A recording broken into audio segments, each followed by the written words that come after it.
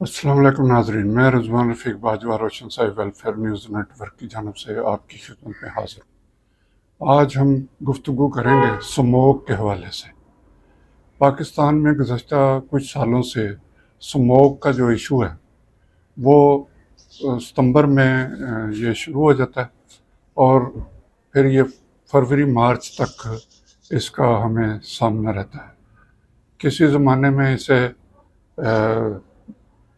دھند بھی کہا جاتا تھا، جو کہ صرف سردیوں میں پڑتی تھی، جسے فوگ بھی کہتے ہیں، لیکن اب آلودگی اس حد تک بڑھ چکی ہے کہ ستمبر میں ہی شہریوں کو سموگ کا سامنا ہو جاتا ہے۔ اس سے ہر سال حکومت اپنے جو اقدامات ہوتے ہیں وہ کرنے ہوتے ہیں۔ آپ نے دیکھا ہوگا اخبارات اور ٹی وی اور دوسرے جو سرکاری ذرائع ابلاغ ہیں، ان پہ اب سموگ کے حوالے سے ایک مہم شروع کر دی گئی۔ اشتہارات چھپ رہے ہیں، لاکھوں روپے کے اشتہارات اخبارات میں دیے جا رہے ہیں۔ اس سلسلے میں سیمینار ہو رہے ہیں جو متعلقہ محکمہ ماحولیات اور دیگر محکمے جو ضلع کے ڈی سی ہیں وہ اجلاس منعقد کر رہے ہیں اور ایک فیزیبلٹی رپورٹ بنائی جا رہی ہے اور ایک دوسری رپورٹ دوسرے اداروں سے لے کے کہ کہاں پہ سموگ زیادہ ہے اور کس وجہ سے یہ سموگ پیدا ہو رہی ہے۔ یہ تمام جو کارروائیاں ہیں، اسے میں ایک طرح سے کہوں گا کہ یہ سب کاغذی اور لفظی بیانات اور کارروائیاں ہر سال ستمبر سے قبل یہ سلسلہ شروع ہو جاتا ہے اور بڑے بڑے اعلانات کیے جاتے ہیں۔ اینٹوں کے بھٹے، سب سے پہلے یہ جو ایشو آیا تھا وہ اینٹوں کے بھٹوں کی وجہ سے سموگ کا سامنا کرنا پڑا تھا، یہ بھی حکمرانوں کے مطابق۔ پھر اس میں فیکٹریاں بھی شامل ہو گئیں۔ شہروں کے قریب جو فیکٹری ہیں وہ دھواں چھوڑتی ہیں۔ اینٹوں کے بھٹے، ان کو ایک جدید ٹیکنالوجی لائی گئی، زگ زیگ، کہ زگ زیگ پہ منتقل کیا جائے گا۔ اب ہر سال نوٹس ان کو جاری کیے جاتے ہیں کہ ان کو زگ زیگ پہ منتقل کریں ورنہ ہم انہیں ختم کرتے ہیں، لیکن ابھی تک مکمل طور پر جو اینٹوں کے بھٹے ہیں ان کو زگ زیگ پہ منتقل نہیں کیا جا سکتا۔ اسی حوالے سے جو فیکٹری ہیں جو دھواں چھوڑنے والی ہیں، وہ آپ یہ شہر کے گرد اگر آپ چکر لگائیں تو آپ کو بہت سے مقامات پر ایسی فیکٹریاں نظر آئیں گی جو کہ بہت گہرا قسم کا کالے رنگ کا دھواں جو ہے وہ چھوڑا جائے۔ پھر کہا گیا کہ جی یہ سموگ جو ہے وہ بھارت کی طرف سے، وہاں فصلیں جلائی جاتی ہیں تو اس سے پھر ہماری طرف یہ عوام کے ذریعے منتقل ہو جاتی ہے۔ بہرحال وہ بھی سب کچھ درست ہوگا، لیکن دیکھنا یہ ہے کہ اس میں اقدامات ہم نے کیا کیے۔ ہر سال شہری جو ہے وہ یہ سموگ ہو، فوگ ہو یا اس طرح بدلتے موسم میں آلودگی جو پیدا ہو رہی ہے، اس سے پریشان ہو جاتے ہیں۔ اس سے پیٹ کی بیماریاں، اس سے معدے کی بیماریاں، اس سے جگر کی بیماریاں، اس سے سانس کی بیماریاں، خاص طور پر جو لوگ پھیپھڑوں کے مرض میں مبتلا ہیں وہ ان کے لیے بہت مشکل ہوتا ہے کہ وہ باہر نکلیں، کیونکہ آلودگی اس حد تک ہوتی ہے کہ سانس لینا مشکل ہوتا ہے۔ آپ لاہور کے مختلف علاقوں میں جب سفر کرتے ہیں تو آپ نے دیکھا ہوگا کہ آپ کو دور سے ہی نظر آتا ہے، بالکل ایسے ہو جاتا ہے جیسے اندھیرا چھا گیا۔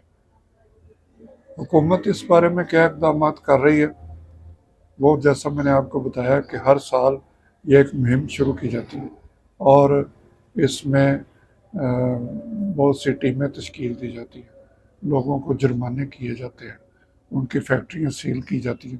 یہ ساری رپورٹیں آپ دن بدن جب وقت گزرتا جائے گا آپ یہ سب کچھ دیکھیں گے، لیکن فرق نہیں پڑتا۔ اس کی وجہ یہ ہے کہ وہ فیکٹریاں دوبارہ کھل جاتی ہیں، وہ جو چمنی ہے جہاں سے یہ دھواں نکلتا ہے وہ دوبارہ ان کا چلنے کا عمل شروع ہو جاتا ہے اور شہریوں کے لیے سانس لینا بھی مشکل ہو جاتا ہے۔ آخر کب تک ہم اسی طرح روایتی قسم کے اقدامات کرتے رہیں گے اور ہر سال ہم نے یہ ایک سلسلہ بنایا ہوا ہے کہ جب یہ ستمبر شروع ہوگا تو سموگ کے حوالے سے مہم شروع ہو جائے گی. تھوڑا سا موسم اور ٹھنڈا ہوگا تو ساتھ ہی ڈینگی کے وار شروع ہو جائیں گے. پھر ہم ڈینگی پہ ہماری ٹیمیں تشکیل دی جائیں گی، اس پہ اشتہارات دیے جائیں گے. یہ لاکھوں کروڑوں کے اشتہارات جو ہر سال دیے جاتے ہیں میڈیا کو، یہ ان سے کیا فائدہ ہوتا ہے؟ زمینی حقائق پہ کیوں توجہ نہیں دی جاتی؟ جو کام آپ نے لاکھوں کروڑوں روپیہ دے کے اخبارات کو نوازنے، وہی آپ عوام کی فلاح کے لیے ان فیکٹریوں کو بند کریں اور مستقل طور پہ بند کریں. ان کے لیے ایسی سزائیں تجویز کریں کہ دوبارہ وہ نہ ہو. پچھلے کچھ سالوں سے جب سموگ زیادہ ہو جاتی ہے تو اسکول بھی بند کرنے پڑ جاتے ہیں. اور پچھلے جو سال گزرا ہے اس میں جو نگران حکومت تھی انہوں نے باہر سے جہاز منگوائے تھے مصنوعی بارش کروانے کے لیے. وہ بارش ہوئی یا نہ ہوئی یا کسی مخصوص علاقے میں ہوئی، اس سے کیا فرق پڑا؟ یہ تو وہ نگران وزیر اعلیٰ صاحب ہی یا ان کی حکومت ہی بتا سکتی ہے. لیکن اس سے عوام کو کوئی ایسا فائدہ نہیں ہوا. ہسپتالوں میں رش بڑھ جاتا ہے، وہاں پہ بیماریاں جو ہیں وہ جو سموگ سے پیدا ہوتی ہیں اس کے مریضوں میں اضافہ ہو جاتا ہے. اب آپ یہ ذہن میں رکھیں کہ اب آپ کو ہسپتالوں میں سانس لینے والے، معدے کے، پیٹ کی بیماریوں، ان کے مریض زیادہ نظر آئیں گے، ڈینگی کے مریض بھی زیادہ نظر آئیں گے. اور اس کے علاوہ کرونا، جس کو بہت میں سمجھتا ہوں کہ حکومت نے، اس وقت کی حکومت نے اس کا بہت مقابلہ کیا، لیکن اس میں پھر بھی اکا دکا کرونا کے مریض جو ہے وہ سامنے آنا شروع ہو گئے. تو یہ کچھ بیماریاں جو عوام کے لیے مشکلات پیدا کرتی ہیں. حکومت سے درخواست ہے کہ وہ زمینی حقائق کو سامنے رکھتے ہوئے جو فیکٹریاں، اینٹوں کے بھٹے، اس میں یہ چیز سامنے رکھیں کہ شوگر ملیں کا جب